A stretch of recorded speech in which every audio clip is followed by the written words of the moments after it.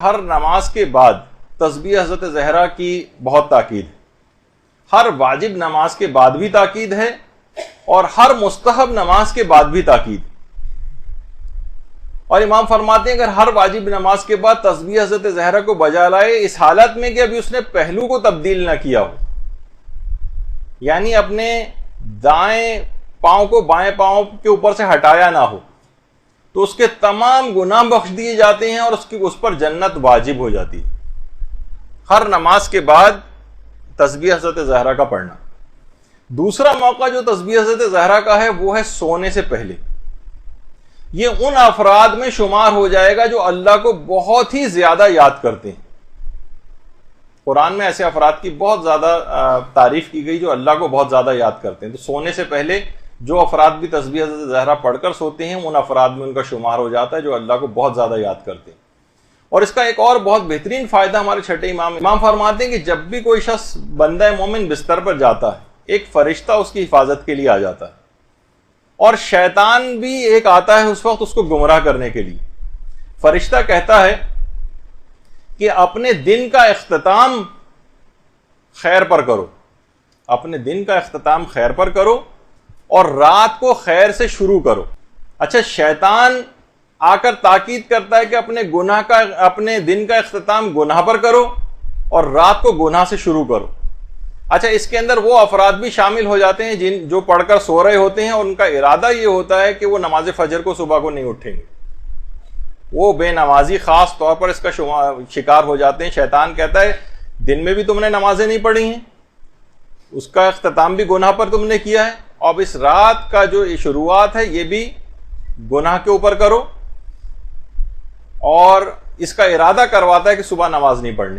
اب امام فرماتے ہیں کہ اگر یہ فرشتہ یہ بات کہہ رہا ہے اور شیطان یہ بات کہہ رہا ہے، اگر بندہ مومن فرشتے کی بات کو تسلیم کر لے اور تسبیح حضرت زہرا پڑھ لے تو فرشتہ شیطان کو اسی وقت دور کر دے گا اور بیدار ہونے تک وہ فرشتہ اس بندے مومن کی حفاظت کرے گا، اور وہ فرشتہ ساری رات عبادت میں مصروف رہے گا اور خدا اس فرشتے کی تمام رات عبادت کا ثواب اس بندے مومن کے نامہ اعمال میں لکھ دے گا.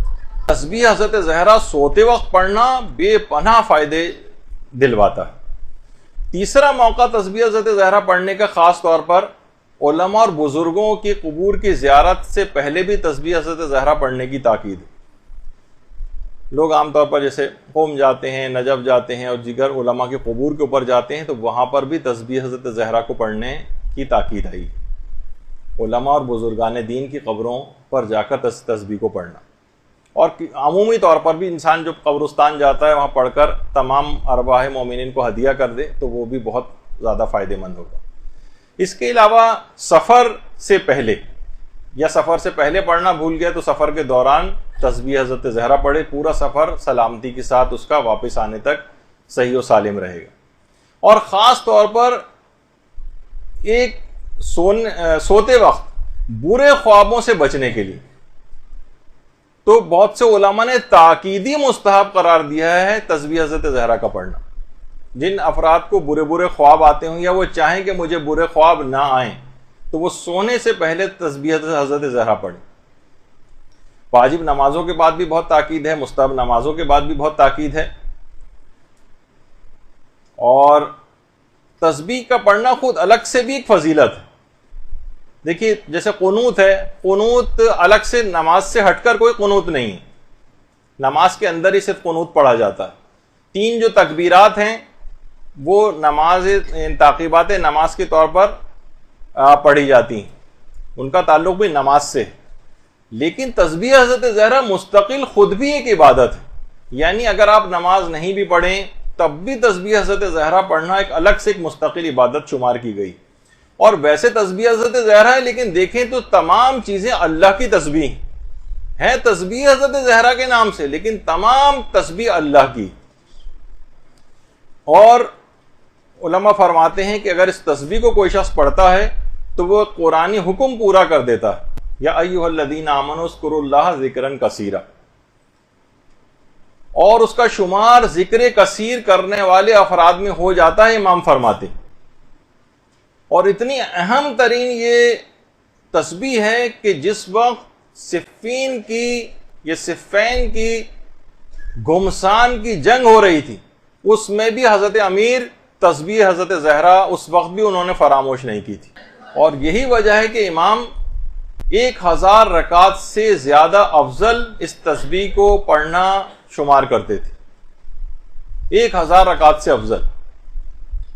اور یہی وجہ ہے کہ جو آپ وہ سنتی ہیں نا، شہزادی کا وقت شہادت، جو اسما سے آخری الفاظ انہوں نے کہے تھے، اسما جب میری تسبیح کی آواز آنا بند ہو جائے تو سمجھ جانا کہ میں اس دنیا سے چلی گئی، کہ اب میں اس دنیا میں نہیں رہی. یعنی یہ آخری کلمات تسبیح سب سے بہترین یقیناً یہ وہی تسبیح ہوگی جو کہ شہزادی کو پیغمبر اسلام نے عطا کی تھی. یعنی شہزادی کے حالت احتضار کے جو کلمات ہیں، جیسے آپ نے چوتھے امام کا سورہ واقعہ کا سنا، شہزادی کے آخری کلمات یہ تسبیح تھے. تو اس تسبیح کی بہت زیادہ اہمیت اس لحاظ سے. دیکھیے اہل حرم جب دربار یزید میں پہنچے تھے تو یزید نے چوتھے امام کو قتل کرنے کا ارادہ کیا تھا اور حکم دیا تھا کہ ان کو میرے سامنے لا کر کھڑا کیا جائے اور میں ان سے کچھ سوالات پوچھوں گا، اگر یہ جوابات نہیں دے سکے تو میں ان کو قتل کر دوں گا. اچھا، یزید نے دیکھا کہ چوتھے امام مسلسل ہاتھ میں تسبیح لے رہے ہیں، کوئی ذکر پڑھ رہے ہیں اور تسبیح کو گھما رہے ہیں. پوچھا یہ کیسی تسبیح ہے جو آپ پڑھ رہے ہیں؟ فرمایا کہ میرے بابا نے میرے جد سے نقل کیا ہے کہ رسول اسلام نماز فجر کے بعد کسی سے گفتگو نہیں کرتے تھے اور تسبیح ہاتھ میں لے کر تسبیح کے اوپر ذکر کرتے تھے، اور باقاعدہ خاص ذکر تھا، وہ بھی امام نے بتایا کہ اللہم انی اصبحت سے شروع ہوتا. تو امام نے فرمایا کہ اس کے بعد جب یہ ذکر پیغمبر پڑھ لیتے تھے تو اس کے بعد جس سے بھی بات کرنا چاہتے تھے بات کرتے تھے، اس تسبیح کو ہاتھ میں لے کر بغیر کسی ذکر کو پڑھے بس تسبیح کے عدد کو گنا کرتے تھے، یعنی انگلیوں پر بس تسبیح کو پھیرا کرتے تھے. اور آپ فرماتے ہیں کہ یہ جو ذکر اس پر پڑھتے تھے پیغمبر، یہ ایک طرح کا حرز ہے کہ اگر کوئی نماز فجر کے بعد اس کو پڑھے تو پورا دن بلاؤں سے محفوظ ہو جاتا ہے. اور جب رات ہوتی ہے تو آپ نماز مغربین کے بعد اس ذکر کی تکرار کرتے تھے اور تسبیح کو اپنے تکیے کے نیچے رکھ کر پیغمبر سو جاتے تھے. یعنی اس ذکر کو پڑھے اور رات کو اگر کوشش کریں رات کو اس ذکر کو پڑھنے کے بعد تسبیح کو اپنے تکیے کے نیچے رکھ لے جیسے پیغمبر کرتے تھے، اور فرماتے تھے کہ اس طرح انسان ہر بلا سے محفوظ ہو جائے گا. اور اس وقت امام فرماتے ہیں اور اس وقت بھی جو میں تجھ سے گفتگو کر رہا ہوں اور یہ تسبیح میں لیے ہوئے ہوں تو اپنے جد رسول اللہ کی پیروی کر رہا ہوں، ان کی سنت پر عمل کر رہا ہوں. جب چوتھے امام نے جملے کہے تو فبہت الذی کفر، وہ کافر مبہوت رہ گیا بالکل، یعنی یزید، اور امام کے قتل کے ارادے سے باز آ گیا. اگرچہ کچھ علماء نے اس روایت کو کہا ہے کہ یہ اتنی زیادہ معتبر روایت نہیں ہے، لیکن بہرحال وہ علماء کہ جو کیا کہتے ہیں کہ عام طور پہ تسبیح ہاتھ میں رکھنی چاہیے اور تسبیح کو چاہے کوئی ذکر نہ بھی اگر پڑھیں، صرف تسبیح کے دانوں پر بھی انگلی گھماتے رہیں تو وہ بھی فائدہ پہنچانے والی چیز ہے. اچھا، تسبیح کے بہت سارے فائدوں میں سے ایک فائدہ یہ ہے کہ تسبیح بدبختی سے بھی نجات دلاتی، بدقسمتی سے نجات دلاتی. دیکھیں لوگ آج کل کتنے زیادہ پریشان ہیں، وہ جو کام کریں وہ کام ناکام ہونے لگتا ہے، بزنس فلاپ ہو رہے ہیں، تعلیم کے اندر ناکامیاں ہو رہی ہیں، شادیاں ہونے میں مشکل ہے، شادی ہو جائے تو جناب شادیاں ناکام ہو رہی ہیں، بچے پریشان ہو رہے ہیں. غرض ایک ناکامیوں کا ایک سلسلہ اور بدقسمتیوں کا ایک سلسلہ سا نظر آنے لگا. اس میں یقیناً بدعمالیوں اور گناہوں کا بہت بڑا دخل ہے، لیکن علل خصوص اس وجہ سے امام بھی ہمارے فرماتے تھے کہ ہم اپنے بچوں کو بھی اسی طرح جس طرح نماز کا حکم دیتے ہیں اس طرح تسبیح حضرت زہرا پڑھنے کا حکم دیتے ہیں، کیونکہ یہ جو تسبیح ہے یہ بدبختی سے نجات دلاتی ہے، بدقسمت بننے سے نجات دلاتی ہے. چھوٹا سا بچہ بھی اگر کوئی ہے اور ابھی سے تسبیح کو پڑھنے کا عادی ہو گیا ہے، دیکھیے مسئلہ بہت ہو گیا ہے بچوں کو آج کل ہم دیکھتے ہیں ان کو بہت زور زبردستی کر کے اگر آپ نمازیں پڑھوا بھی دیتے ہیں تو انہوں ادھر نماز ختم کی اور یہ جا وہ جا تسبیح پڑھنے کا تو کوئی رجحان ہی نہیں. تو بچپن سے اگر ان کی یہ عادت ڈال دی جائے تو یہ جو بدقسمتیاں ساری زندگی پھر ساتھ لگی ہوتی ہیں ان تمام بدقسمتیوں سے بھی نجات مل جائے گی. اولاد آئندہ زندگی میں کبھی پریشانیاں اس کو نہیں آئیں گی. نمازوں سے ہٹ کر بھی اس کو پڑھیں، خاص طور پہ اسکول جاتے وقت، گھر سے باہر جاتے وقت بچوں کو تسبیح سے زہرا پڑھنے کو یاد دلائیں دروازے پر رک جائیں گے, پہلے سب لوگ تسبیح پڑھیں گے پھر باہر نکلیں گے. تو یہ چیزوں کو اس طرح سے رائج کرنا چاہیے تاکہ آئندہ زندگی میں مشکلات نہ ہوں. اور سب سے زیادہ تو یہ کہ اس تسبیح سے شیطان ناراض ہوتا ہے اور اللہ کی خوشی اس تسبیح کے اندر. اچھا, اب ایک سوال یہ پیدا ہوتا ہے کہ بدبختی خوش قسمتی میں کیسے تبدیل ہوتی؟ یہ تسبیح پڑھنے سے ایسا کیا ہوتا ہے؟ دیکھیے, بدبخت یا بدقسمت لوگ ہوتے ہیں عام طور پر ذلیل و کمتر سمجھے جاتے ہیں, بلند مقام کو وہ حاصل نہیں کر سکتے, نعمتیں جو ہوتی ہیں وہ بھی ان سے چھن جاتی ہیں, نقائص اور عیب لوگوں کے سامنے ان کے ظاہر ہو جاتے ہیں, لوگ انہیں برا اور حقیر سمجھنے لگتے ہیں. یہی تو ہوتا ہے نا بدقسمتی, کس کو شمار کی جاتی. لیکن جب وہ یہ تسبیح پڑھنا شروع کرتا ہے, تسبیح پڑھتا ہے تو 34 مرتبہ اس کے اندر اللہ اکبر پڑھا جاتا ہے. 34 دفعہ اللہ اکبر, یعنی کہا جاتا ہے کہ اللہ بہت عظیم ہے. اب کیسے ممکن ہے کہ پڑھنے والا اللہ کی بڑائی اور بزرگی بیان کرے اور خدا اس پڑھنے والے کو دنیا میں بلند نہ کرے؟ یہ ممکن نہیں. وہ اس کو حقیر اور پست رہ جانے دے لوگوں کے سامنے, یہ ممکن نہیں ہے. خدا تو اپنی جیسی صفات اپنے بندوں کے اندر بھی دیکھنا چاہتا ہے نا. جب وہ اس کی عظمت بیان کر رہا ہے تو کیسے ممکن ہے کہ اللہ کو عظیم کہنے والا خود دنیا کے اندر چھوٹا رہ جائے؟ اللہ اس کو بھی بلندی عطا کرے گا. اس طرح سے اس کی بدقسمتی خوش قسمتی میں تبدیل ہوگی. اس کے بعد الحمدللہ پڑھتا ہے, یعنی دیکھیں الحمدللہ نعمتوں کے شکر کے طور پر کہا جاتا ہے. اور پروردگار خود قرآن میں کہتا ہے کہ لئن شکرتم لازیدنکم, تم شکر کرو میں تمہاری نعمتوں میں اضافہ کروں گا. تو یہ کیسے ممکن ہے جو اتنی مرتبہ دن میں الحمدللہ کہہ رہا ہے اور اللہ کی نعمتوں کا شکر ادا کر رہا ہے تو اس سے نعمتیں چھن جائیں اور اس میں کوئی اضافہ نہ ہو؟ یہ ممکن نہیں. تو لازمی ایسے افراد کی بدقسمتی خوش قسمتی میں بدلنے لگتی. اور جو 33 مرتبہ سبحان اللہ کہتا ہے, یعنی اللہ کو وہ ہر قسم کے نقص سے بری کرتا ہے, ہر عیب سے بری کرتا ہے, اس کی تقدیس اور تسبیح بیان کرتا ہے, تو کیسے ممکن ہے کہ اللہ اس کو عیبوں اور نقائص کے ساتھ رہ جانے والا قرار دے دے؟ پروردگار بھی اس کی تمام عیبوں اور کمیوں اور نقائص کو پورا کرتا چلا جائے گا, اس میں کوئی کمی باقی رہنے نہیں دے گا. تو اللہ کو بڑا کہنے والا 34 مرتبہ اللہ اس کو اس دنیا میں بڑا کرے گا. اللہ کی ہم 33 مرتبہ کہنے والا اللہ اس کی نعمتوں میں اضافہ کرتا چلا جائے گا. اور جو 33 مرتبہ سبحان اللہ کہتا ہے اللہ اس کے تمام کمیوں اور نقائص کو پورا کرے گا, کیونکہ اللہ کی تقدیس اور اس کو تمام عیبوں سے اور برائیوں سے مبرہ قرار دے رہا ہے. تو اس طرح سے اس کی بدبختی خوش قسمتی کے اندر تبدیل ہوتی چلی جائے گی ان کلمات کے زیر اثر جو اس کے اندر پائی جاتی. اور خوش قسمتی کو بدقسمتی کو خوش قسمتی میں تبدیل کرنے والا ایک چیز اور بھی ہے, وہ نمازوں کے اندر ہی اگر ہو جائے. تو نمازوں کی ابتدان میں نے بیان کیا تھا جب الحمد کے بعد کے دوسرے سورے کے مسائل بیان کیے تھے, اس میں یہ ہے کہ اگر کوئی شخص پہلی رکعت میں الحمد کے بعد سورہ کافرون کی تلاوت کرے تو امام فرماتے ہیں کہ بدقسمت بھی ہوگا تو وہ خوش قسمت بن جائے گا.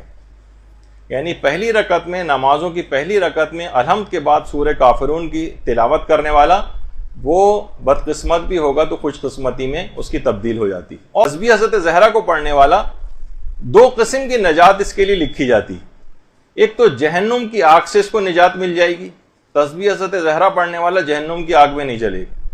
اور دوسری نفاق سے اس کو نجات مل جائے گی, منافقت, اس کا عمل اس کے علم کا ساتھ نہیں دیتا, جبھی تو منافق ہوتا ہے, پتہ ہے اس کو کہ یہ سب چیزیں حرام ہیں بری ہیں لیکن اس سے چھوٹتی نہیں, اس کو نفاق عملی کہا جاتا ہے. اور امام نے یہ بھی فرمایا کہ من سبح تسبیح فاطمہ علیہ السلام قبل ان یثنی رجلہ من صلاۃ الفریضہ غفر اللہ لہ. امام فرماتے ہیں کہ جو بھی تسبیح حضرت فاطمہ الزہرا سلام اللہ علیہ پڑھے گا اپنے پہلو کو بدلے بغیر صلاۃ فریضہ یعنی واجب نماز کے بعد, غفر اللہ لہ, اللہ اس کو اس کی مغفرت فرما دے گا. اچھا, اب مغفرت کے متعلق بھی علماء نے کہا کہ دیکھیے ایک ہوتا ہے عفو اور ایک ہوتی ہے مغفرت, ان دونوں میں ایک فرق ہے. یہاں اللہ عفو کا ذکر نہیں آیا کہ اللہ جو ہے صرف گناہ کو معاف فرمائے گا, بلکہ ہے اس کی مغفرت کر دے گا. دیکھیے علماء فرماتے ہیں کہ عفو جو ہوتا ہے وہ تمام گناہوں کو اس طرح سے معاف کر دینے کو کہتے ہیں کہ اس کے بعد اس کا حساب نہ لیا جائے, اس کو کہتے ہیں عفو. اور گناہوں کے کوئی آثار بھی باقی نہیں رہتے. لیکن اگر کہا جائے خدا مغفرت کر دیتا ہے تو مغفرت میں گناہوں کی معافی کے ساتھ ساتھ اللہ کے فیض اور رحمت کا نزول بھی اس کے اوپر ہوتا ہے. اللہ کا فیض اور اللہ کی رحمت کا نزول اس پر ہوتا ہے, تمام اس کے نقائص بھی برطرف ہو جاتے ہیں. یعنی عفو کے بعد مغفرت ہوتی, یعنی عفو میں صرف گناہ معاف ہوتے ہیں, اور مغفرت میں گناہوں کی معافی کے ساتھ ساتھ خوبیاں اور کمالات بھی عطا ہوتے ہیں پروردگار کی طرف سے. انسان اگر صرف عفو کی بات ہو, عفو جسے آپ پڑھتی ہیں, عفو کی اگر بات ہو تو انسان صرف ہلاکت سے نجات پاتا ہے, لیکن اگر مغفرت ہو تو اس کی ہلاکت کی نجات کے ساتھ ساتھ اس کے درجات بھی بلند ہوتے ہیں. عفو میں انسان گناہ کے بعد معافی مل جاتی ہے لیکن اسی درجے میں رہتا ہے, البتہ نیچے نہیں گرنے پاتا. مغفرت میں اخلاق حسنہ کے اگلے درجوں میں ترقی بھی اس کو دی جاتی, یعنی اگر غفر اللہ لہ جو امام نے تسبیح کے لیے فرمایا, اس کی مسلسل کمالات کے اندر بھی اضافہ ہوتا چلا جائے گا. صرف گناہوں کی معافی نہیں ملے گی بلکہ مسلسل اس کے درجات کی ترقی بھی اس کے اندر پوشیدہ ہے. کہ عفو اور مغفرت کے اندر ایک فرق ہے. اچھا, اب جو یہ چھٹے امام کا جملہ ہے کہ جو شخص بھی نماز واجب کے بعد بغیر توقف کے تسبیح حضرت زہرا پڑھے تو خدا اس کی مغفرت فرما دیتا ہے, یعنی گناہوں کی معافی کے ساتھ ساتھ درجات کی بلندی بھی اس کو عطا ہوتی. تو اس کے یہ معنی ہیں کہ یہ فائدہ اس کو اس وقت حاصل ہوگا کہ جب وہ پہلو کو تبدیل نہ کرے اپنی. بہت مجبوری ہو تو الگ بات ہے, لیکن اس میں بغیر توقف کے اس تسبیح کو بجا لائے. ایک اور فائدہ جو اس کا ہے تسبیح حضرت زہرا کا خاص طور پر, وہ ہے کان کے جو امراض ہیں اس سے یہ تسبیح خاص طور پر شفا دلواتی. ایک صحابی نے آ کر باقاعدہ امام سے شکایت کی تھی کہ میں اونچا سننے لگا ہوں, تو چھٹے امام نے فرمایا تم پر حضرت زہرا کی تسبیح کا پڑھنا لازم ہے, یعنی یہی تمہارا علاج ہے. تسبیح حضرت زہرا خاص طور پر اپنے کان کے امراض کے سلسلے میں اس کو پڑھا جائے, اور اس لحاظ سے بھی نیت کر لی جائے کہ جو ہم ایک کان سے ان کے دوسرے کان سے نکال دیتے ہیں نصیحتوں کو, یہ بھی کان کے امراض میں آ جائے گا. اچھا, اس صحابی فرماتے کہ میں نے اس کو پابندی کے ساتھ پڑھنا شروع کیا اس نیت سے, تو بہت ہی جلد میرا وہ کان کا مرض رفع ہو گیا. اب یہ تسبیح ویسے تو ایک تو تسبیح کا وہ طریقہ ہے جس طرح ہم پڑھتے ہیں, تو یقین کیجئے وہ زیادہ فائدہ مند نہیں ہے, کیونکہ اس تسبیح کے کچھ شرائط کمال بھی ہیں. یعنی اس کو آپ کیسے اس تسبیح کو فائدہ مند بنا سکتی ہیں کہ واقعی یہ سب فائدے دلوائے جو ابھی آپ نے سنے. سب سے پہلی چیز علماء فرماتے ہیں حضور قلب ہونا چاہیے, غفلت نہیں ہونی چاہیے. ادھر ادھر دیکھ رہے ہیں بس جلدی جلدی عدد مکمل کرنا ہے, سبحان اللہ سبحان اللہ سبحان اللہ بس پڑھ کے ختم کرنا ہے, نہیں, یہ اس طرح سے نہیں. حضور قلب ہو, حضور قلب یعنی غفلت جو خود ایک گناہ ایک سمجھی جاتی.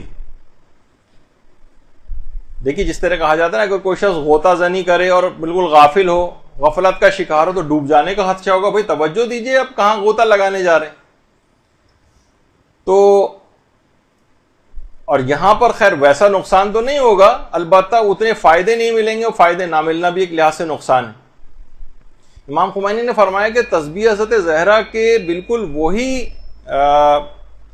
آداب ہیں جو تسبیحات اربعہ کے, اور اس میں فرماتے ہیں کہ جس وقت تسبیح انسان پڑھے غیر اللہ سے منقطع ہو جائے, اللہ کے علاوہ کسی کا خیال دل میں نہیں لے کر آئے. دنیا جہان کی جو ہر وقت ہم پتہ نہیں کون کون سے خیالات کے اندر غرق ہوتے ہیں, تسبیح میں پوری کنسنٹریشن پیدا کریں کہ نماز کی طرح سے خشوع خضوع کے ساتھ اس تسبیح کو پڑھیں.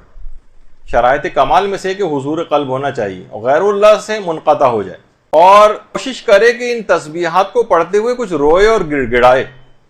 ایک ہوتا ہے کہ بالکل بے کیف انداز سے بس ایک عدد کو مکمل کرنا ہے اور جلدی جلدی پڑھ کے ختم کرنا ہے, نہیں, ذرا ڈوبے اس کے اندر, روئے گڑ گڑائے. یہ دوسرا ادب ہے تضرع زاری, اور اللہ کی عظمت کے آگے خود کو حقیر سمجھتے ہوئے اس تسبیح کو پڑھے.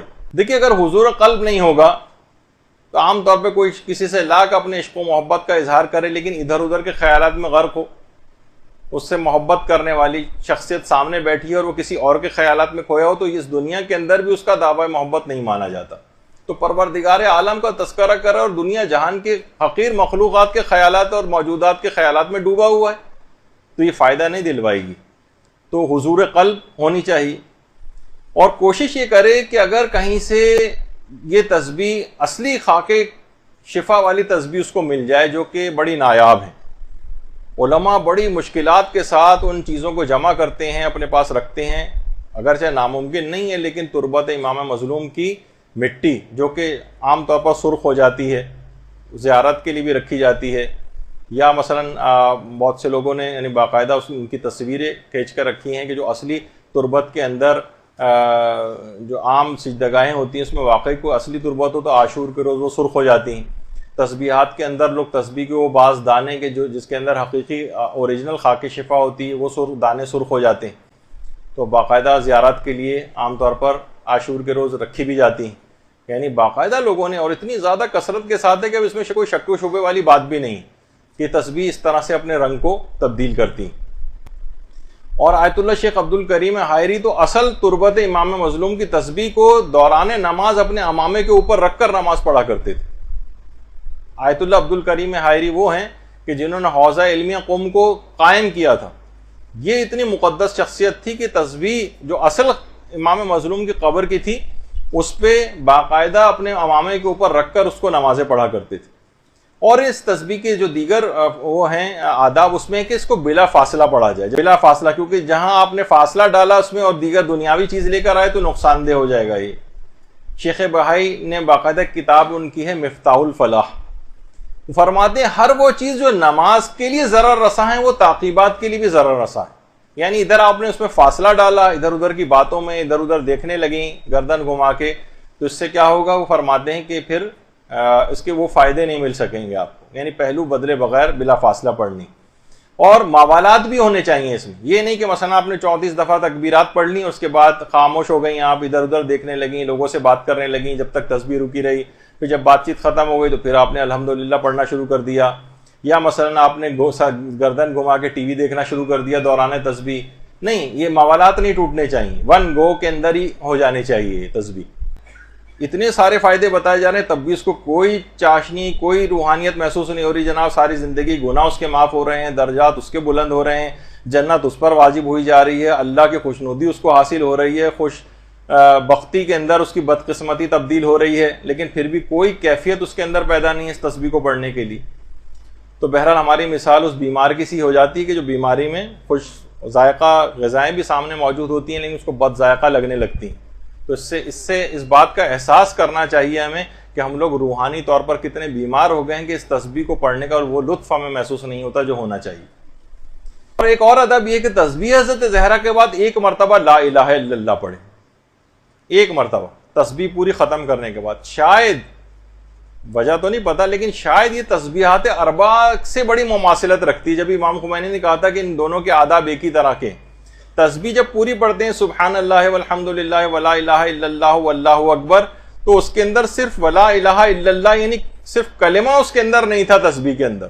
تو جب بھی اس کمی کو پورا کرنے کے لیے ایک لحاظ سے اس کلمے کا اضافہ بعد میں مستحب ہے کہ تسبیح حضرت زہرا کے بعد ایک مرتبہ لا الہ الا اللہ کہا جائے، تاکہ تسبیحات اربع جس پہ خانہ کعبہ کی ساری بنیادیں قائم ہیں، جس تسبیح کے اوپر سونے سے پہلے جو تسبیح پڑھی جاتی ہے، تو اس تسبیح کو پڑھنے کے بعد ایک دعا ہے، وہ اگر پڑھی جائے تو بہت اچھا ہے کہ اللہم انت السلام و منک السلام و لک السلام و الیک یعود السلام.